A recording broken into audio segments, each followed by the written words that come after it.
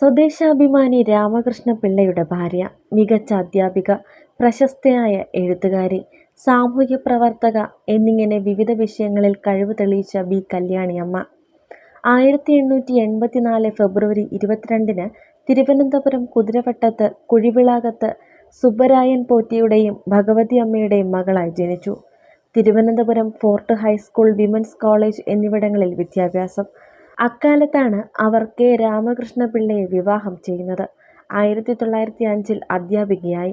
1907-ൽ പ്രൈവറ്റായി BA പരീക്ഷ പാസ്സായെങ്കിലും 1913-ലാണ് എല്ലാ വിഷയങ്ങളിലും ജയിച്ച് ബിരുദം നേടിയത്. 1918-ൽ കണ്ണൂരിൽ വച്ച് LT പാസ്സായി. വിവാഹശേഷം രാമകൃഷ്ണ പിള്ളയോടൊപ്പം വൈക്കത്ത് താമസം ആരംഭിച്ചെങ്കിലും പത്രപ്രവർത്തനം തിരുവനന്തപുരത്തേക്ക് മാറ്റിയപ്പോൾ അവർ താമസം തിരുവനന്തപുരത്തേക്കാക്കി. 1910-ൽ ദിവാന്റെ നിയമവിരുദ്ധ നടപടികളെ വിമർശിച്ചതിന് തിരുവിതാംകൂർ മഹാരാജാവ് രാമകൃഷ്ണ പിള്ളയെ നാടുകടത്തി. രാമകൃഷ്ണ പിള്ളയെ നാടുകടത്തിയപ്പോൾ അധ്യാപന ജോലി ഉപേക്ഷിച്ച് അവർ അദ്ദേഹത്തോടൊപ്പം 2 പിഞ്ചു കുട്ടികളുമായി മലബാറിലേക്ക് പോയി. അവിടെ അവർക്ക് താമസിക്കാൻ സൗകര്യം നൽകിയത് പ്രശസ്ത എഴുത്തുകാരിയും കേരളത്തിലെ ആദ്യ വനിതാ നാടക പ്രവർത്തകയുമായ തരവത്ത് അമ്മാളു അമ്മയാണ്.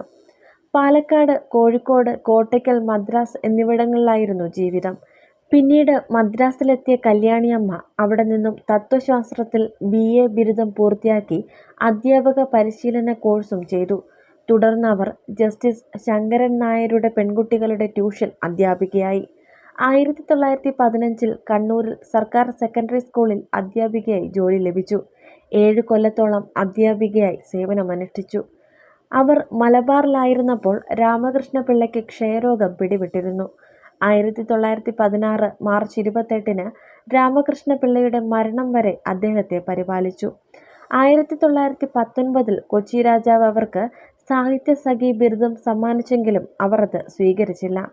1922, 1933 കാലത്ത് അവർ മംഗലാപുരം ട്രെയിനിങ് സ്കൂൾ അധ്യാപികയായി.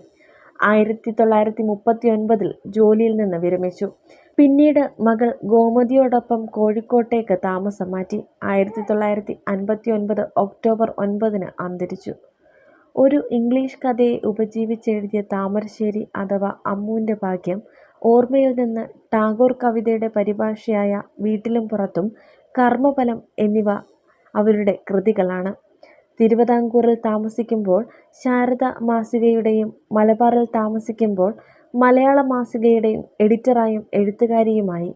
ഈ 2 മാസികകളിലും സ്ത്രീകളുടെ വിദ്യാഭ്യാസം, ആരോഗ്യം, സാമൂഹിക പരിഷ്കരണം തുടങ്ങിയ വിഷയങ്ങളിൽ ഒട്ടനവധി ലേഖനങ്ങൾ എഴുതിയിരുന്നു.